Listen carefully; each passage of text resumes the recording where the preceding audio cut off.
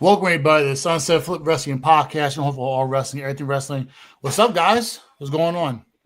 What's going on, B? What's up? Everything good? How y'all week going? I started going back to the gym, and I started with leg day, and the gym won. Hey man, it's okay. It's for everybody.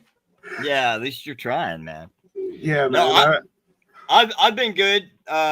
Just personal pursuits and stuff. I had a tough week, but we all have tough weeks, and then we get over it, and we get better. You know.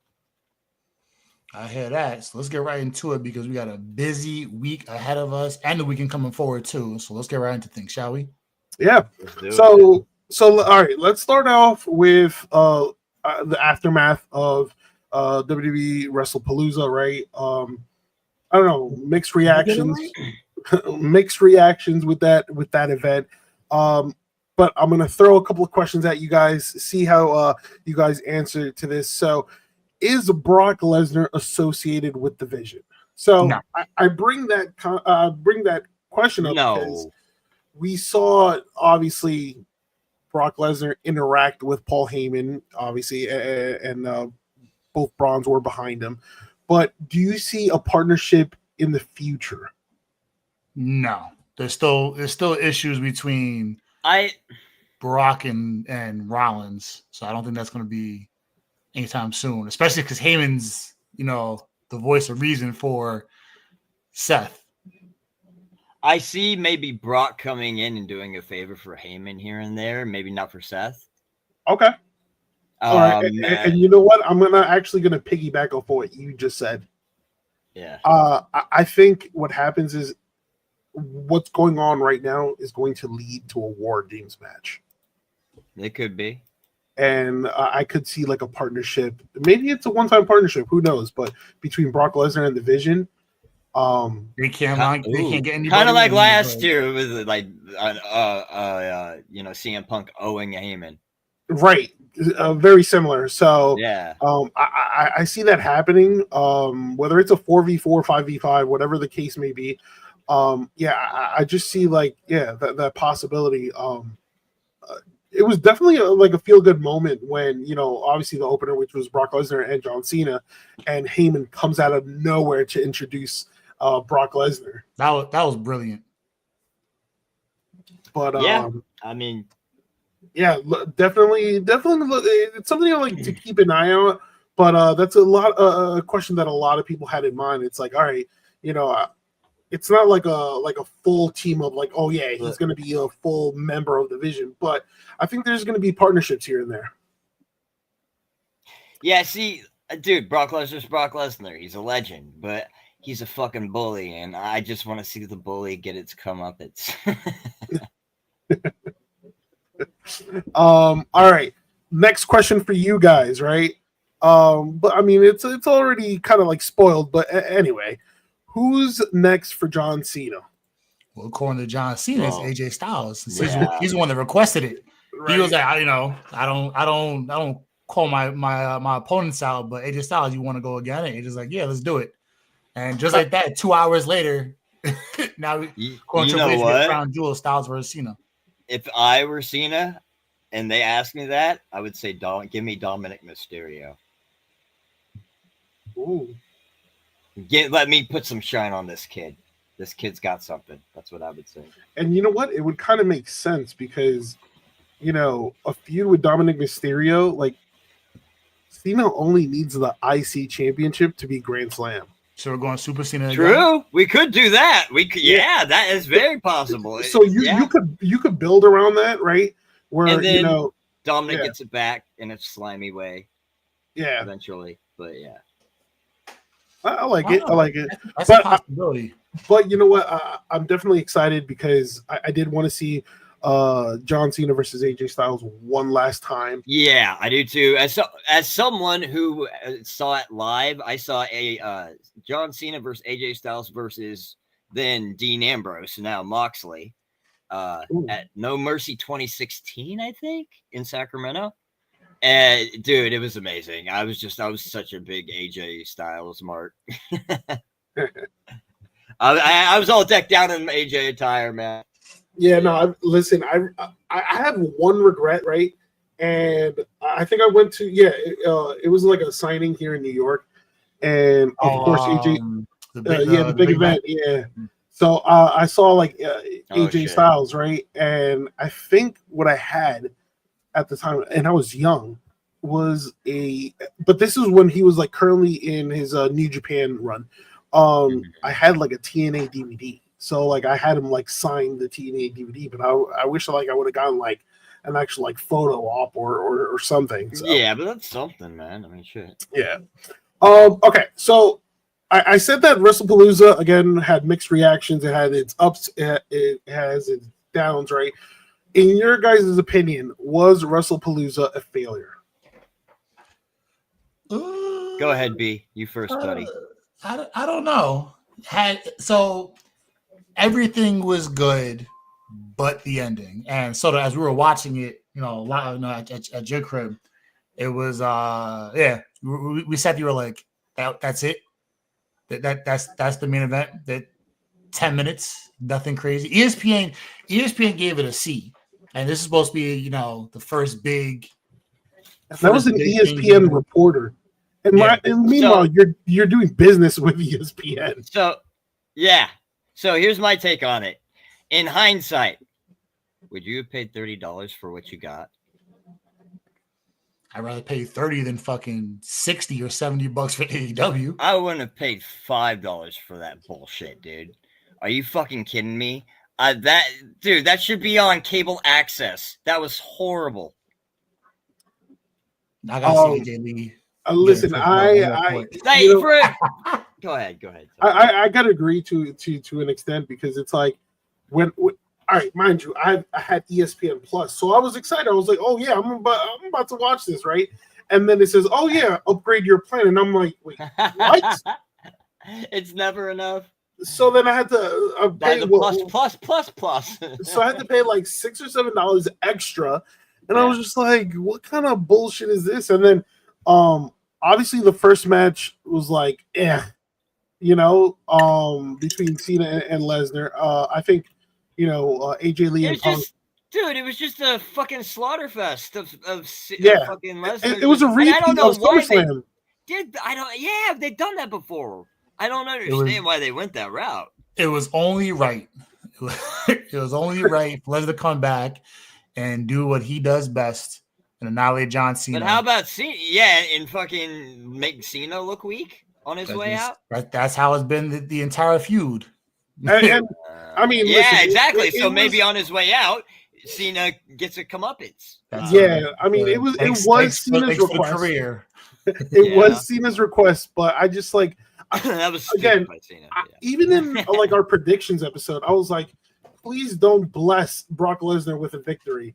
And it's just like, I feel like and then 10 minutes later, Brock Lesnar gets away with everything. Like the guy who ended the streak, the guy who gets a championship, like after every big return. It's like, I don't know. And it's not me knocking on Brock Lesnar. It's just like, it's repetitive all over again, like what we're getting. And it's like, no, you're right. You're 100% right. If Cena wanted it to happen this way, then it was the right. It's his farewell tour. So at the end of the day, we all can't be disappointed about it because it's Cena's call. Cena wanted to get a 60-minute Iron Man match, and fuck it, we get an Iron Man match, and we get whatever the case may be. Whatever Cena wants, Cena gets to this point. So I'm all for it. Yeah. I mean, now I'm just curious to see like how they're going to book AJ Styles versus Cena, and then what's after that. You know what I'm saying? Mm-hmm. All right. So with that said, right, we've seen some different changes in characters, right? One in particular, and that's Jey Uso. But more importantly, certain events on Monday Night Raw gonna raise this question: is Jey Uso set to join the Vision? And I say that because there were different moments throughout Monday Night Raw that I picked up that I'm like, okay, it makes sense. It makes sense, and I don't know. It's a big possibility, right? Now hear me out. So in the beginning, right, starting off Monday Night Raw, you had this promo between like Seth Rollins and Cody, right? Seth Rollins explains the reason why he created the vision, that it was for the future and everything like that. And I was like, okay, cool, whatever. Then backstage, you have Jimmy trying to tell Cody, hey, can you talk to Jay, calm him down and whatnot. When Cody does that, Jay's eyes were all over Cody's championship. Like, it was so calmly placed right there between the both of them. Yeah. And I think shortly after, I'm trying to okay. So he faces, so later on, Jey Uso faces LA Knight, and the Vision causes a distraction, allowing Jey Uso to pick up the victory. And I was like, okay, that's super weird. Why? Like, I thought the Vision was done with LA Knight, right? And then, Jimmy Uso comes out because obviously the Vision are about to attack LA Knight. Jay goes to the back. Jimmy Uso tries to make the save for LA Knight, and then Paul Heyman kind of tells the Vision to retreat, knowing that that's Jay's favorite person. So I don't know. I just got all these ideas that maybe Jey Uso will eventually align himself with the Vision. I mean, yes, his focus. I've got another take on this. Yeah. So I think this is going to be a long build. Well, this is what I would do, and I hope it happens. I think Jay is showing like Roman did, what a tribal chief needs to do. When a tribal chief needs to cut certain weight, when it needs to stand on business and do certain things, maybe make a deal with the devil here and there.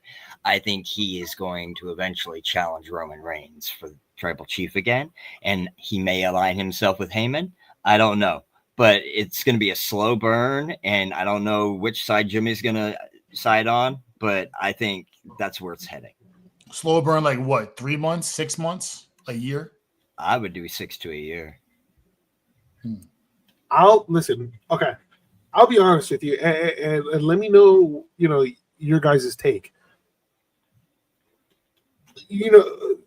Jey Uso has been acting a little fishy the past 2-3 weeks, right? But in one particular week, he's on the phone. Everybody, including myself, automatically assumed that at that moment it was probably Roman.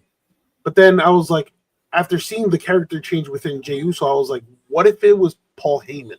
He was on the phone. I just thought of, or this could be funny. Solo.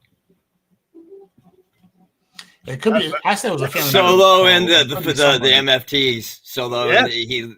And he like, maybe he's like, Solo, you need help with the leadership. that could be a crazy twist. I mean, that could be. And so with War Games, even though it hasn't been announced. His own family, but sorry, go ahead. With War Games like not having been announced, right? We know that War Games is 2 months away. It's usually Survivor Series, which is in November. We could get a 5-on-5 where it's the Vision, all 3 members, Brock Lesnar and Jey Uso versus a team like Punk, Roman, Cody, Cena, and maybe LA Knight or Jimmy Uso. So, first off, Survivor Series needs to go back to its name, and instead of a 1 pinfall count ends the match, it needs to be elimination style. Elimination, War Games or whatever, and you need to have it in elimination style when it's at Survivor Series. It hasn't felt like Survivor Series since that was changed to me personally. I mean, don't get me wrong. I enjoy the War Games match, but sometimes I wish they went to like brand supremacy kind of thing. But they could do elimination style in a War Games too. Oh yeah, just do a 10-man tag or 12, maybe go 6 people. I think it's 5 on 5. 5 on 5. I think at first it was like 4-on-4, and then I think last year they did the 5-on-5. So.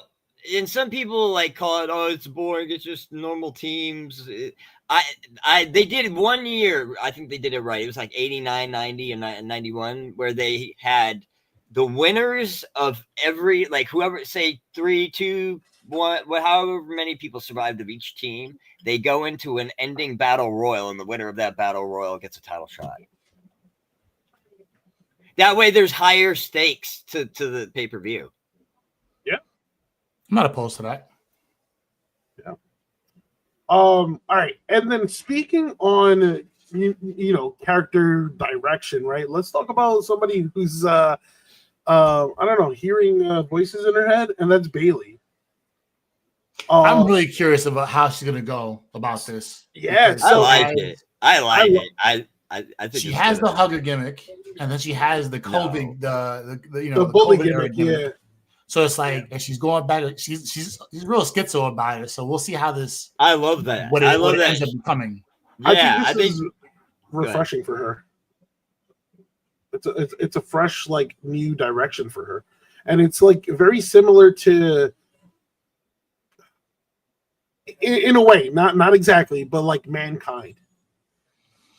Oh, you mean the Mick Foley fucking? One second you get the overly happy hugger, and then you get the, like, out of nowhere, like bipolar, you get the killer. Right.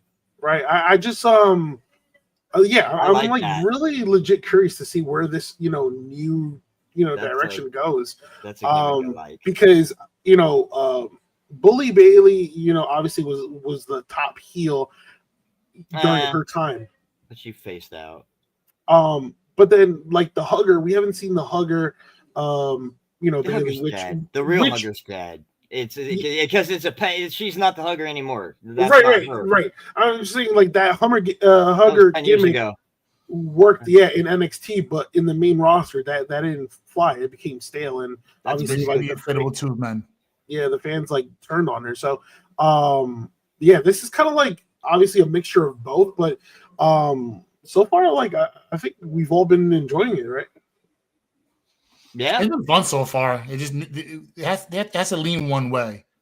No, give it time to. I like the like suspense of not knowing where it's gonna go. Let it breathe. And I think it's gonna pay off because I think Bayley's, like, so far from what I see, she's gonna hit that role really well. She's already doing really well in it. Kind of like when I saw Naomi change character, I was like, ooh, there's something different here in this. I see it in Bayley too with this. Yeah. All right. So, another memorable moment that happened on Monday Night Raw was Asuka's betrayal. She finally went full-blown heel. The Mist was great. It was a great moment for the Mist. This is over. Like, this should have happened a while ago. Asuka is a killer heel.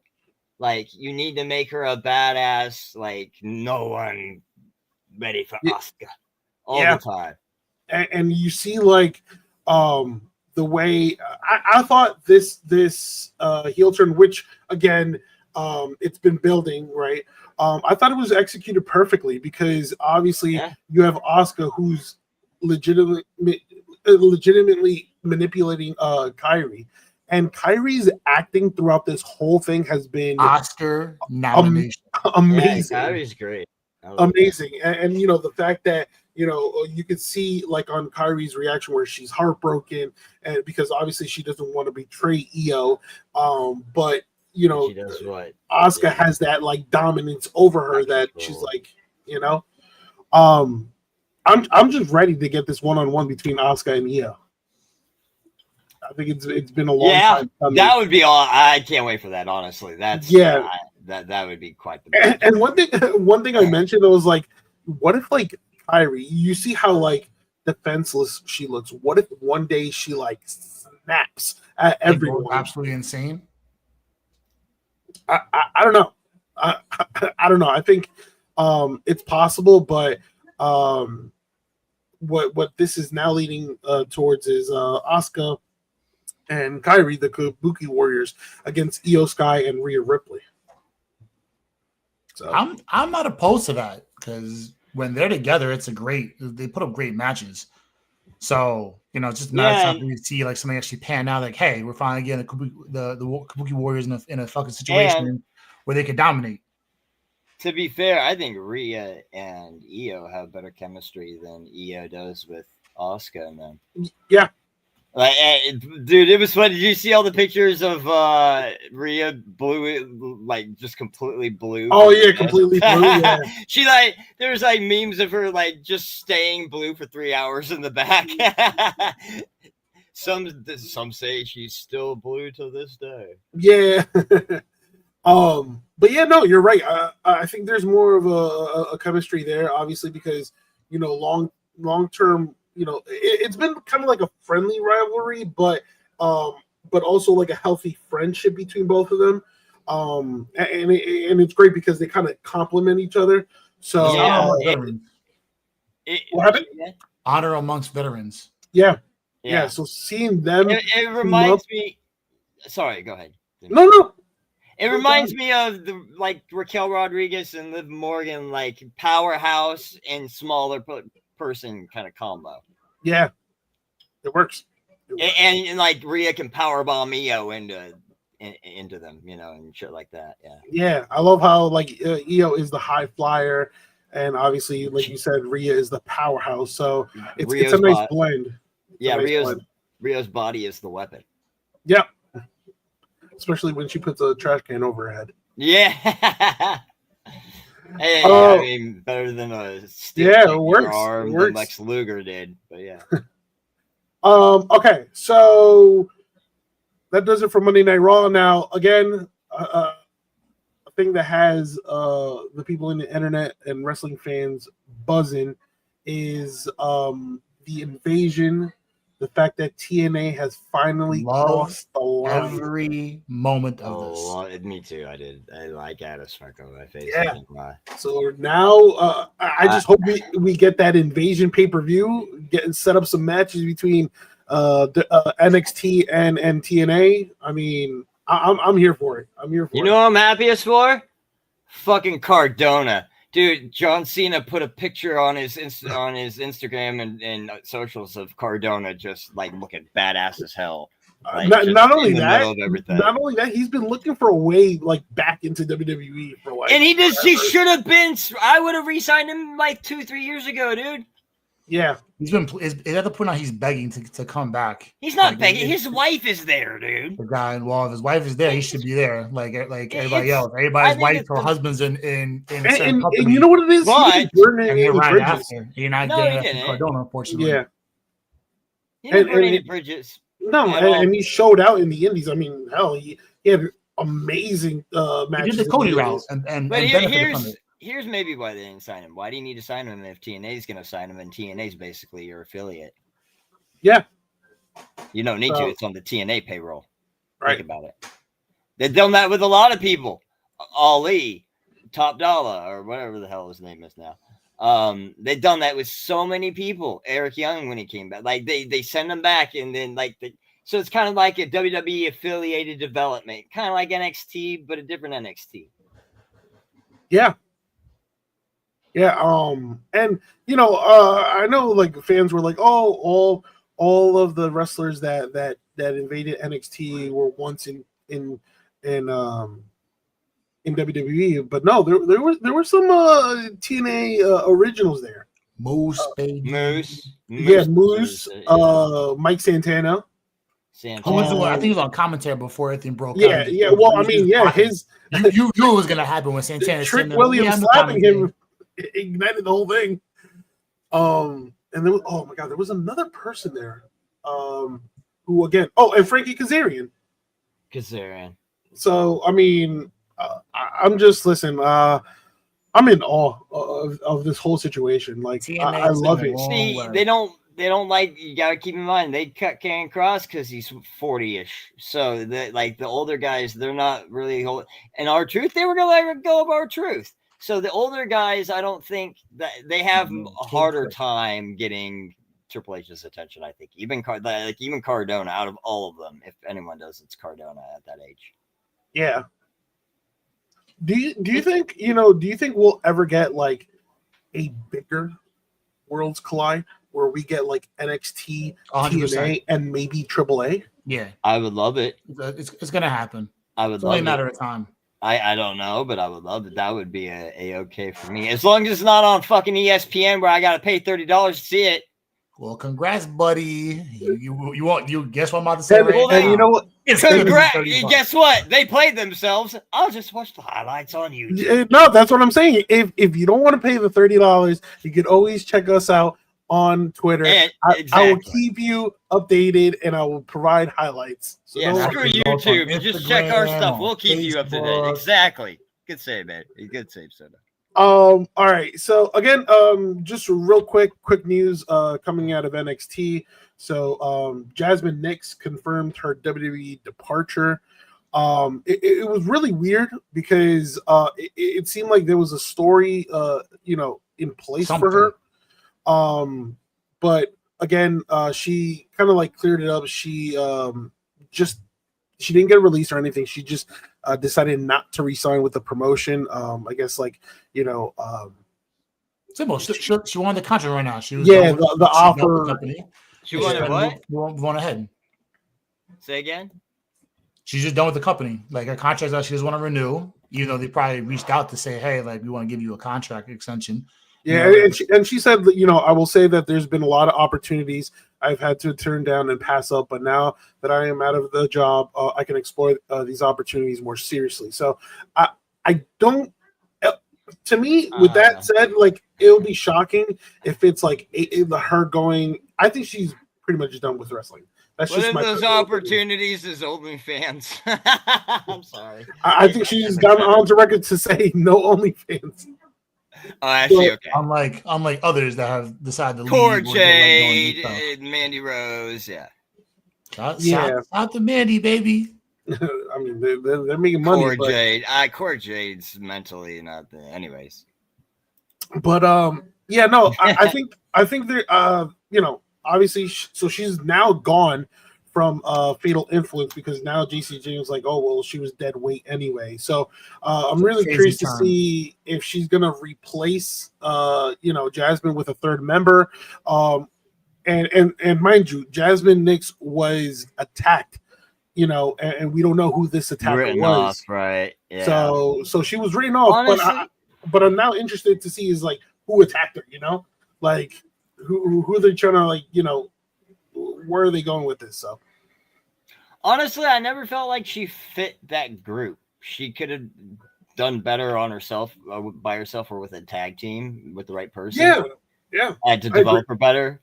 I don't think they did it right, but I think someone else will fill the shoes better. And that's nothing against her. That's just they put her in the wrong role. Like you got to put the right people in the right roles for magic to happen. And you know what's crazy? Like I thought they had a storyline in place for her because I thought she was going to turn her back on JCJ, and I thought she was going to break out on her own, be face, and might even challenge JCJ. And then, obviously she was attacked, and then now with the news that she's gone from WWE, I was like, whoa. Yeah, that was a write-off, basically. Yeah. Written off TV. All right, guys. So time for some predictions. As you know, NXT No Mercy is this Saturday. There's 6 matches on the card. Is it really? I didn't even know they come by and go so quickly now. I lose track. To be honest, I'll be completely honest with you. I was watching NXT and they're like, "Oh, No Mercy this Saturday." I was like, "Already?" I was like, "Wait, what?" I was in shock. Didn't we just have WrestlePalooza? Yeah. So all right, so we'll start. Josh Briggs versus Javon Evans. Javon Evans. Ooh, Evans. I got Evans too. Yeah, I mean, he's hot. Like you can't not give him any losses here. It just doesn't make any sense. Evans has showed up great and gotten a lot of losses in great showings. He needs to and it's perfect comparison. Like he might go like the Sami Zayn route. But Briggs will be okay. I think Evans needs this more. Yeah. Okay. So this one was recently added in this past episode of NXT. In a weaponized steel cage match, you have Blake Monroe versus Jordan Grace. I was going to say, what's weaponized? What do you mean by weaponized? So there's going to be weapons all over. Okay. From the cage. Okay. Yeah, so you'll get like a kendo stick, like a barbed wire, like everything's gonna be probably like maybe a hanging. table here and there. It's just like a glorified TLC match. Okay, yeah, I got you. I know. I think I've seen one of those in a steel cage. So we'll see how this pans out. But I don't know. This is interesting to pick up. This one's a tough one. What do you say? This one's a tough one because we know what Blake Monroe can do with weapons, as you saw her in AEW. Yeah, like she's that bad. But again, it's like I think Jordynne Grace can't afford a loss here. Yeah, Jordynne Grace is gonna win this. So I'm leaning towards Jordynne Grace and to build the feud. And to be honest with you, I do expect like a bloody match, maybe. It's gonna get mean. Yeah, you have to. You have to get a little rough. And to be honest with you, this is probably the match that I'm most looking forward to this Saturday. But yeah, I'm going with Jordynne Grace here. Yep, in agreement. Okay, cool. All right. For the NXT North American Championship, you have Ethan Page defends against Tavion Heights. We're gonna agree on everything. I think what do you think? I'm gonna say Ethan Page. I swear, Ethan Page. This is what happened on Saturday, doing the same thing. Like, oh, okay, we'll do this, and then all of a sudden, I think me and Soto we agreed on every match because it made total sense. And then but usually I'm disagreeing with you guys. That being said, Ethan Page is winning. Yeah, why would you not? Why would he lose? This guy would already be on my main roster going for the fucking Intercontinental title or US title. 1,000%. 8,000%. He's ready. He's prime. He's money. Go ahead. I think I saw a report that like Ethan Page would have been like main roster bound, but the CW network like loves Ethan Page that much. That's why he's gonna highlight. Yeah, I even think, like the hype over Ricky Saints is great and everything. I don't think it holds a candle to Ethan Page. Sorry. Yeah. Sorry. Just what I think. For the WWE Women's Speed Championship, Sol Ruka defends against Lainey Reed. I mean, somebody that NXT that has been building up as a retains. I don't know. I feel like Sol Ruka has to lose some championships. Like she has to. No, she doesn't. And like her relationship with Zarya has been crumbling as of late. We don't care about Lainey Reed's not that well known and established yet. I don't know. Sol Ruka. Okay. I don't see a reason for the lose yet. I thought, Lainey Reed. Yeah. I haven't heard much about her, honestly. Yeah, no, and I'm with you. Me neither. But I just think like the past like 2 or 3 weeks they've been like building her up, and I was just like, okay. Well, yeah, build her up. Championships aren't really like a value like yet. Build up a challenger for your champion to beat. You know. There's no value with the speed championships yet. Otherwise she's just like keep building. Otherwise, she's just some nobody coming in, and who cares if she wins? Of course, you're going to build her up to make her look powerful when she gets beat. For the NXT Women's Championship, you have JC Jane defending against Lola Vice. Ooh. Okay, so before I answer this, I'm going Lola. Is there a reason for JC Jane not to hold the belt? Does she still have the TNA belt? I'm not sure actually. Ooh. She's still a dual champion. Let me see. Because that might factor in. No, she's a former champion. So she lost it. Yeah. Okay. Oh yeah. Oh, she lost it against. She lost it. Ash by Elegance. Okay, so I would jump for joy if Lola Vice wins, but I think JC Jane's going to retain. I think it's Lola's time. I hope it is. I just think what they are booking. I think you're not going to have her drop two titles simultaneously. You're going to have JC Jane drop both titles simultaneously. I don't know. So are we all in agreement again? Yes. This is very, like I said, this is very simple. We all agreed. So we both agreed 5 straight matches, and we just got that in the first match. So let's see how this pans out. All right, and your main event, the NXT champion, the ruler Obafemi defends against Ricky Saints.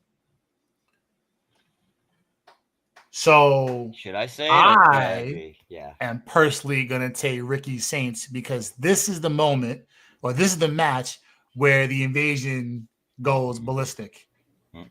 And all hell breaks loose. And for whatever reason, Ricky just, the ultimate opportunity just comes in and I don't know, pick somebody that Oba can wrestle with in TNA. And that person's going to cost them a championship. It could be Moose. It could be insert wrestler here, whatever the case may be. I think in the midst of all the crowded ring that Ricky loses here. That Ricky wins it here. So, this is not going to be a popular opinion, but I believe Ricky Saints is overrated. Obafemi is going to destroy him and retain. I mean, that was the same thing said about Javon Evans, and that was a great match in itself. Saints has way more hype to him. Evans is greenhorn coming up from nothing. That's way different. You know what? I'm going to be different. I'm going to meet you guys both in the middle. And you know what? No contest? I'm going to say it's going to be a no DQ. I feel like everybody and their mother is going to get involved in this match. That I could see that happening. I feel like, in the closing shot of NXT, you saw them two holding the belt. Meanwhile, the background, so much chaos behind them. Yeah, so much chaos. I'm like, wait, I just got to bing. Wait. So the TNA title's not involved in anything, right? No. Maybe TNA people get involved in the NXT world title match. Just it's gonna be like, you fuck with our business, we'll mess with yours. Yeah, I mean, I think some sort of like, I think we're gonna get they'll show up somewhat. Yeah. Somehow. And you know what? One of you, I think, might be correct. I just don't know. So I'm using that cop-out route, which I'm going. Yeah, you're a fence sitter. You're fence sitting soda. Yeah, so I'm like, I definitely think the invasion will spill out during this match, and one of the guys will take an opportunity of a distraction and win here. But it's going to be a slow burn throughout the entire night, and then when this main event hits, it's all going to just fall apart. Yeah. All right. So real quick, did Ricky Saints, when Ricky Starks, did he ever have a stint in TNA? Not that I remember, because I think Ethan did for sure. Yeah, Ethan did for sure. I know before WWE, obviously he was in AEW. Before AEW, I think he was in NWA. NWA from he was in. I remember that with Nick Magnus. So he wasn't. Okay. No TNA. Okay. NWA to AEW, and now I remember the Nick Magnus days of NWA with them. Yeah. AEW to Indies, and now to NXT. Okay. All right. So let's shift to AEW. Some takeaways from this weekend. One that a lot of people did enjoy, and that's Jack Perry returns as Jungle Boy Jack Perry and reunites with Luchasaurus. They were a great tag team, so it's just nice to see him back, and now they're united together again. I'll be honest. The division that needs a whole lot of help. I think AEW is going back to its roots, which I love. Other than there was a phase where like. It's like, oh yeah, Tony Khan has an announcement every week, and it was a big letdown. No, they're going back to like its original days, which I'm enjoying. I think the product itself has gotten so much better, and then storylines are getting a little bit better. Week to week. It's not It's not a big change, but it's gradual. It's marginal improvements. Gradual improvements. This is another guy, Luchasaurus. This is another guy, like, for me, like Karrion Kross, LA Knight, Chelsea Green, who I think is undervalued, slept on, and could be, if booked right, not just a superstar, but a champion. Yeah, no, he's got the size. He doesn't even need a mask. If you unmask him, he looks cool. So I've seen him unmasked. And it's crazy you say that, because forget the Luchasaurus mask. It's just the size, the way that guy is built. I'm like, damn, he's built like a fucking statue. I think they're doing him a disservice by like keeping him as like the kill switch was stupid, but like get rid of the mask. If you see what he looks like under the mask, he looks badass. He looks like a buffed up Jesus. Yes, he looks like he'll kick your ass and kick your teeth down your throat. I kid you not. You look like a buffed up Jesus. What I'm saying is, he doesn't look like he needs a mask. He looks kind of like a different kind of carrying cross. Yeah. But I'm very high on Luchasaurus. I wish he had a different name, but it's such a dumb name, Luchasaurus. But yeah, I like Perry bringing him back to life. I like that Frankenstein stuff. It kind of reminded me of what's his name, fucking the Quebecer who came back, who did the Frankenstein gimmick, who just like quit TNA a year ago. I forget his name off the top of my head. Oh, but, PCO. PCO. Yeah. Okay. Kind of remind me, kind of like that kind of gimmick. Yeah. But I'm glad to see him back in a prominent role. Hopefully they'll treat it right now. And Perry's up high enough on the card where I think they'll go for titles. Yeah. So yeah, Jurassic Express back at it again and set to feud with the Young Bucks. So I don't want it to be Jurassic Express again. And I don't want them bringing fucking what's his name, Marky pint size. I know. Oh my god. Marco Stunt. Yeah. I don't want the circus. That was the circus when they were developing. I don't want the circus. I want the badasses. They've grown up. This is not the circus anymore. He's not Jungle Boy anymore. He's Jack Perry. The circus. Wait, a midget, a Jungle Boy, and a freak. He's matured. He's matured now. That is the circus. Time has passed for some people. So yes, and I think certain others have grown to where they're past that, and that will just set them back. All right, so again, surprising debuts at All Out, and AEW brought in Beth Copeland. So it's so weird calling her that. Yeah, I know. I feel like it's a different person. I just should have said Phoenix, but whatever. Well, you can say it now because it was definitely a one-time appearance, as we can discuss. That's kayfabe, but okay. Yeah, I mean, it was nice. Listen, it got a good pop for what it was, but it ended up her getting a pound drive. So FTR. Yeah, so when that happened, and then he's acting like, okay, that's it, I'm done with the company. That's him. That's a way to write him off TV for a while and give him time, and he's going to come back with vengeance and probably destroy FTR. Or he goes to the other brand. That's not going to happen. No, that's not going to happen. Triple H is not going to sign a 50-something-year-old. If John Cena calls for somebody to come in, it could happen. Not for one appearance. Judge won't do the one appearance. For Cena, I think so. Only because here's go ahead. But I have one for you. Go ahead. I personally think when it was Edge's last run in WWE, it was clear that WWE didn't want it, or if you want to say Triple H, Edge and Cena have done enough together. I just, as much as I would love, or many fans would love to see that last Edge and Cena feud, which I think it's Cena's best feud. I think so. I think so. But I'd probably go Orton. It's 1A, 1B. I'm not 1A, 1B. I've got a thought I'm trying to hold on to. Go ahead. Yeah. But I just don't see him going back to WWE. So Edge is not going to, but I'll tell you someone else who I think might come in for Cena before Cena goes. Jericho. His contract, I think, is up in a month. I think Jericho is going to do a match for Cena before Cena goes. Yes. October 31st. I think he's done. I think that's way more realistic than Edge. It's definitely before Thanksgiving. And I don't think Edge's contract's even up. So Edge's contract is up at the end of October, but I think it's been reported that he's going to go film. He's got a show and a movie he's going to be doing. Yeah, so he's going to be first. I forgot what I read it somewhere, but he's that's the way to write him off TV. Okay. Yeah. So my thing is, like, you're not going to reunite. What's it called? You're not going to reunite Edge and Christian for Edge to like leave. Like, oh my god! I just thought of something.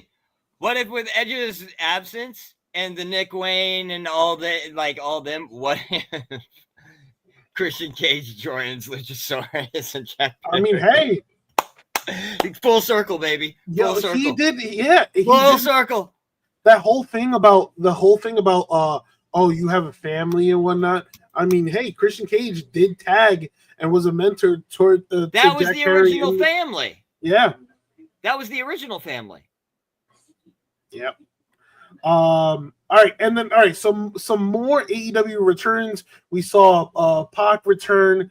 Obviously, so now the Death Riders are stronger. He looks weirder without long hair. Hair's a little different. Yeah, he's older. He's getting older. It happens to all of us. We also saw Orange. Our times always wins. Sorry, go ahead. We also saw Orange Cassidy make his return on Dynamite. Squeeze. Much to the delight of the crowd. And Eddie Kingston, who's been out. Orange Cassidy was out with I think torn pec. Eddie Kingston was out with a torn ACL. Yeah, he was out. That incident was bad when he got. Is it just me, or is Eddie Kingston out with a different injury every other month? He's old. He's ragged. I know. I'm just saying. Like, if you're paying someone top dollar to get hurt and not be available, give another word besides old and ragged. Whatever. So why would you pay old and ragged top dollar? That's what I'm. Because it's Tony Khan, and that's why I say. And he's a mark. And he's a mark. Exactly. And he grew up watching Eddie Kingston on the Independents. It's crazy. I don't know. He has his favorites for sure. I know for a fact. I know for a fact. Like, there's just certain people he likes, but it doesn't matter about the wrestling. It's more of like if Tony likes you. It's crazy. And big news out of AEW Dynamite is that the Women's World Tag Team Champions were announced. Wow, crickets? Really? Yeah. You have a tag team division? Yeah. Interesting. Wow. You got really? I thought you. Wow. And everyone in the world at once said, "Who cares?" I mean, with this division of women, it's not the WWE roster. You don't have a bullpen of really. You have some good women wrestlers, but it's thin. You don't have a lot of depth. I'm happy for them, obviously. I'm happy for, for you need more depth. But the whole tag team champions, that's just another belt for Mercedes to capture. Dude, with these belts, the RH belts, how many belts do they have? 3,200? I can't keep count anymore. They don't. If you keep adding belts, it makes all the other belts less prestigious because it's just another belt. It's just another. It doesn't mean anything. So yeah, you remember a time where AEW had 4 or 5 mid-card belts, and I'm like, all right, which was the Continental, oh my god, they still have too many. They still have too many. By the way, when ROH is bullshit. That being said, when was AEW created? 2019. 2019. So we're at 6 years. You're 6 years too late. You should have had those tag. You should have tag team division for the women's a long time ago. No, because back then they literally only had 6 women on roster, the Kylie Ray. What's her name? 4 or post COVID. Call it 2020. And they weren't good. They weren't good. They had to get a few from Japan. They were very thin. That's okay. No, I'm just saying back then that's why they did, because they didn't really have a women's division. You're supposed to be you were supposed to be the company that slayed WWE, and you could have had all this together lined up. Okay, but your women's division consists of 1 woman and 27 belts. I agree, but you need a woman. You need certain women to build that. They didn't. Back in 2019, they had 1 or 2. Baker and then Kylie Ray left before she could get started. She would have been big there. But yeah, you need more depth. And before you can do that, and all these belts is just watering it down. Willow Nightingale's great. I like Tekla. I'm really liking Tekla. Yeah, me too. I'm a big fan. Yeah, I'm a big fan of Tekla. And you know what? I kind of like the whole partnership with I'm liking it too. And Sky Blue. Like, Sky Blue, yeah. It's everything Sky Blue. I wasn't into Sky Blue. I love Julia Hart. Yeah, she's grown. I'm a Hart mark. I mean, I think Brett. Brett's my hero. Of course, I'm gonna like Julia Hart. I think with Julia Hart, I love like everything she did with the House of Black because she looked like an actual threat. But then kind of like works for her. teaming with like Sky Blue, I was like, it kind of made her a little weak, and I was just like, But Tekla evens them out. That's what I'm saying. Tekla in the middle. That's the she's a dichotomy. badass. Yeah, that's the dichotomy of it. Like it kind of, Julia and Tekla kind of raised Sky Blue up a little bit. Yeah, again, you have several tag teams. You have Anna Jay, Tay Mello. You have Athena with Billy Starks. You have Chris Statlander with Harley Cameron. Julia Hart with Sky Blue that we just mentioned. You have options. It's getting better. It's getting way better. Megan Bain and Penelope Ford. I'm not a big Penelope Ford fan. Where's Thunder Rosa at?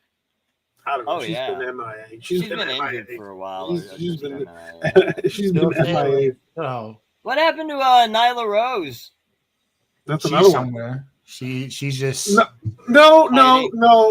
Here's where we're gonna go. Here is what we're gonna go. No, where is Britt Baker? She's doing a diva now. Doing some of these molars. She's a diva now. She's above everyone. She can have affairs with Christian Cage and dump Adam Cole.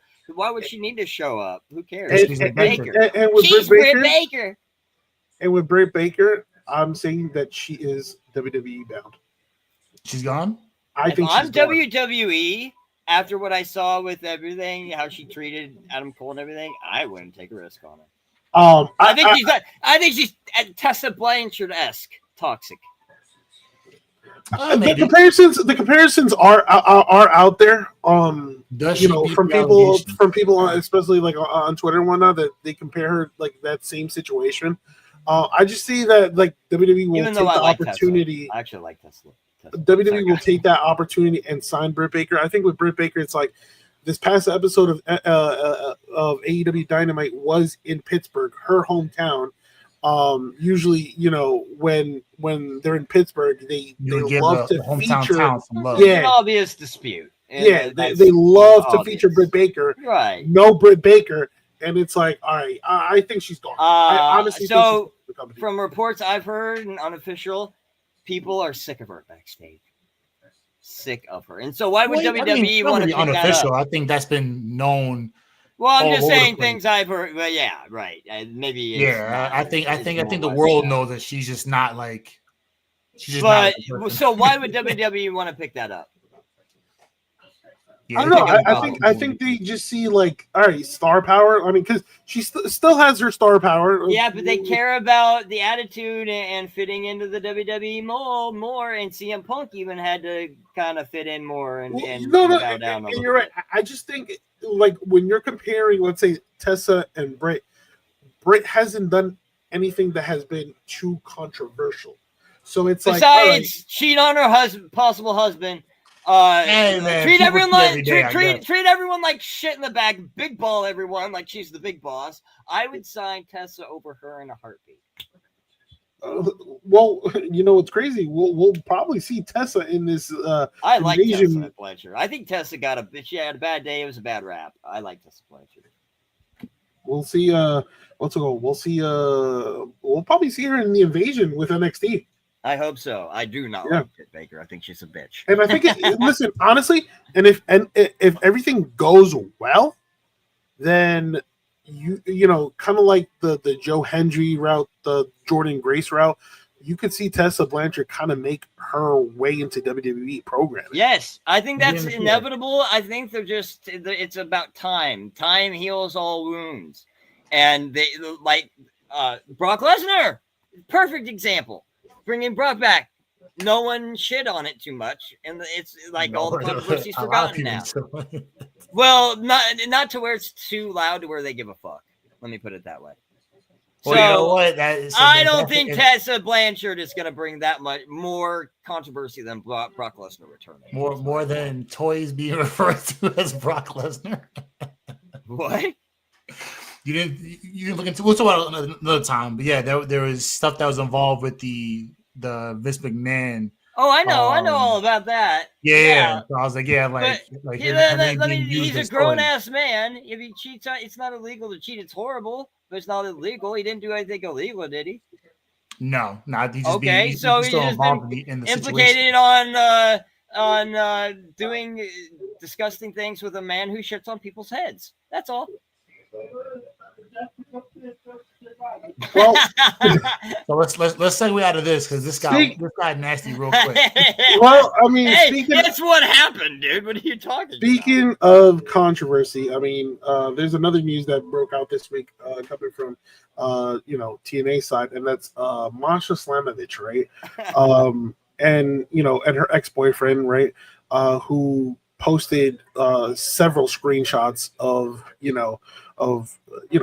Slamovich being abusive and whatnot, which kind of has her in a compromised situation. Yeah, she's on the hot seat because guys, never believe what you see on social media. Oh no! No, I'm just saying there's always two sides to the story. I remember back in the day when the Ellsworth shit happened and everyone was like, "Oh, he's guilty," and it proved out he wasn't.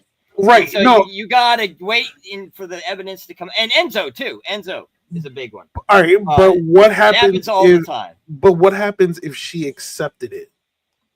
In terms of because she went on to Twitter and kind of accepted responsibility for the role she accountability for what happened. Now I'm not saying exactly the screenshots that were posted. Yeah, maybe she accepted certain things that I could have been better in this, but maybe there's certain things that were exaggerated. I don't know. I'd have to get more into it. I'm not gonna go into word what she said, but she basically accepted her role for everything that happened in the relationship and issued an apology to her fans and her ex-partner, which maybe that's just PR so she doesn't have a public argument. Maybe that's just good PR. Yeah, and she did say this will be my only statement on the matter. Now is okay. That's not her. She has an agent, PR agent, literally writing that up. So the full thing was up until the beginning of this year, I was in a toxic and mutually destructive relationship. That is totally deeply, and in private moments failed to treat each other with the consideration and respect we both deserve. I take responsibility for my actions. I am truly sorry. I'm sorry, embarrassed, and ashamed of the role I played in our relationship and the way things turned out. In the time since, I have sought help to reflect on this time and deal with conflict in more mature, healthier, and sustainable ways. I apologize to those that I let down, including my former partner. I hope he is able to heal. And this will be my only statement on this matter. That sounds like a generic ChatGPT response. Does that sound like something a wrestler would write? I'm sorry. No, I bring this up because it puts her on the hot seat in the sense that so she was set to be involved in this invasion between TNA and NXT. Now that's been put on pause. Right now, her contract with TNA is ending soon. It's ending soon, so that affects the open market. And then her appearances by multiple indie companies, they just have been shut down. Yeah, has been shut down because of this. So it's I don't know what happens going forward. I never want to see anyone lose their job. It's horrible. And I don't know the breadth of what's going on. Regardless of the situation, I never saw Masha Slamovich as a star. I never saw her. I didn't understand it. And I just, and that's sad. She maybe go back down to some lower indies, but I don't think I personally don't think she belongs. It's not real bad, but it's just something that she has to take care of for a little bit. Where she's but even then, I still don't think she's of TNA level, in my opinion. But okay, for her, I think I see things a little different. I see a lot of potential in her. Potential, potential. But not I'm not saying, exactly. Yeah, I'm not saying, she's the mega star. Yeah. I go either way. But I think, for example, same thing with Tessa. Tessa has potential, to be this mega star, right? But we'll see what happens going forward. And give it time. Like this is still fairly new. Yeah, this is fresh. You don't know everything. Let's not jump to conclusions. Yeah. And to close out this episode, as of just so much fun. We bombing on your parade. As of a couple of hours ago, it's been confirmed by the man himself that AJ Styles will retire in 2026. So before we continue with this, let me ask you guys: is AJ Styles the greatest wrestler in TNA history? Oh, it's not even a question. Yeah, it's not even. Well, him and Kurt Angle, but yes, him because he carried it. Yeah, further than Angle did. No, actually, matter of fact, Soto and I had the conversation. I asked you, Mitch, what's your Mount Rushmore of TNA? Oh my God, dude, you're gonna have to make me think for a second, bro. Yes.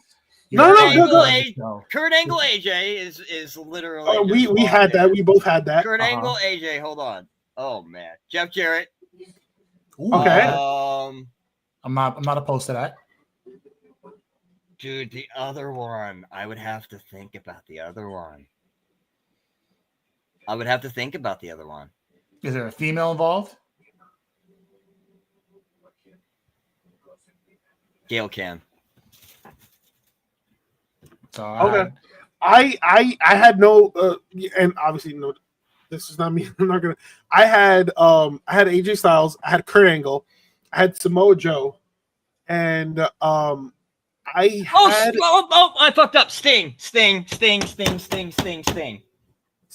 That's where I fucked in the Gail Kim role. I'm sorry, Gail. I went a different route. I went with a TNA original because of his longevity and everything he contributed with TNA. I put Abyss. I was thinking Abyss. But you have too many spots like you Sting. You have got a Sting. You got a Kurt. Yeah. So I mean, you can't go wrong. Abyss is definitely. There's like 7 wrestlers you can put that you can't you know what? No. You have to put AJ Styles and Kurt. The other two, could be debatable. Yeah. But what those two guys did for TNA, yeah, for sure. Now. The question is Sting. I think Sting is locked in there too, in my opinion. Yeah. Who what would if you're a booker, right? If you were a booker, how would you book AJ Styles last run? Not losing like he's been, just losing every damn match. I would have him go out like a champ, dude. I know everyone. It's like a thing. You go. It's a wrestler's code. You go. Everyone goes out and retires on their back. I know, but give him a few good wins. Let him show who he is. He's the phenomenal one. Let him show that before he leaves. That's the whole reason. Go ahead. No, I'm saying, is he a Grand Slam champion in WWE? Yeah. I'm not sure. He might be missing one belt. Let me see. That's a good question. I'm looking at did he ever have the tag? Hold on. 2-time W champ, IC champ, US champ. Yes, he is. So it's just put him in the scene now. He's got the Grand Slam. He's done everything. Oh, yeah. He's Grand Slam champion. Yeah, and TNA champ. Yeah. So, I mean, in a perfect world, I think to be honest with you, I think he retires around Mania season. I think Mania is his last match. Yeah, I think that's the way to go. I think Mania will be his last match. And then I think, to be honest with you, I could be wrong. I think he's going to be a WWE lifer in terms of after his in-ring career, he'll be like an agent or probably train No, he's already even said he thinks it would be cool to develop young talent in the main roster stars, meaning NXT. NXT, yeah. Or development of some kind. Or maybe here's an idea. Maybe he the partnership, maybe they buy TNA and then AJ becomes he leads it. Yeah, I would see that happening. I mean, listen, it's kind of like with WWE and AAA. Believe it or not, Taker has input in AAA. Oh, I know it is. So you know, if let's say WWE were to acquire TNA, which makes a lot of sense, yeah, you could put. But they're already working in lockstep. Yeah, like they can already pull that off if they want. Yeah, you could have people like AJ Styles or maybe like Bobby Roode, kind of like, you know, who was done. I'm glad they brought Bobby Roode back on screen. I was like, I missed him, dude. I was like, I know he's a great producer, but he was such a good character. Pop. So disrespectful. Dude, I love Bobby Roode. One of the greatest entrants. And I wish. Yeah, I know. I love that. And dude, I was there for like I saw 2 shows where they did that entrance. It was beautiful. I had the shirt, the Gloria shirt. But dude, Beer Money, one of the best tag teams of all time. James Storm, Bobby Roode. Oh yeah. God, can't go wrong. And I remember when Bobby Roode was in Team Canada. Eric Young, him, I hope Skipper, and I hope they would bring that back one day. Like I think it was like the TNA World Cup where it was like USA versus like Canada versus Mexico versus Japan. Now that you've got enough international flavor now. Yeah. I think you can do that actually. Yep. And that would be perfect for a Worlds Collide, like actual Worlds Collide. Yep. So we got a whole year to line that up. Yeah, Triple H and TKO creative doesn't just think about money. Matter of time. But we shall see because there's a whole. You only have to pay $30. You only have to sell your soul and give your firstborn child. That's all. To watch 3 hours of mid entertainment. It was it was just so crazy because you should have seen it. I pulled up the ESPN, right, and I'm ready with like a big smile on my face, and I'm calling B, and I'm like, all right, yo, where you at? We're about to see this, and then I'm like, crossing the bridge. I'm waiting 15 minutes. I was just like, wait, I have to upgrade. I was like, no, you shouldn't. That's how they do the upgrade. Like, yeah, I got upgrade. I was like, so you're gonna do it? No, it's already done. All right. You thought you had the service to watch it? No, pay up, pay pig. So that's how they think. That's what they say. I mean, it wasn't a misstep. It was more of like a sidestep. There was nothing great, nothing bad about it. It was just meh. So let's see what happens at our next pay-per-view. They want more money? Like, aren't they like? Yeah, I'm checking. I'm getting everything from Sunset Wrestling Podcast pages. I'm not. Yeah, follow us on Twitter because I'll post all types of highlights. DJ, shut up. Yeah, Peter tell you to get off the podcast. And that being said, it's time for us to end this episode. He agrees with the Wrestling Podcast. We appreciate you guys tuning in week in and week out, showing number love, tuning into the episodes on a weekly basis. So from PJ and Mitch to me and Soto, catch y'all next week. Peace, everybody. Have a good one. Later.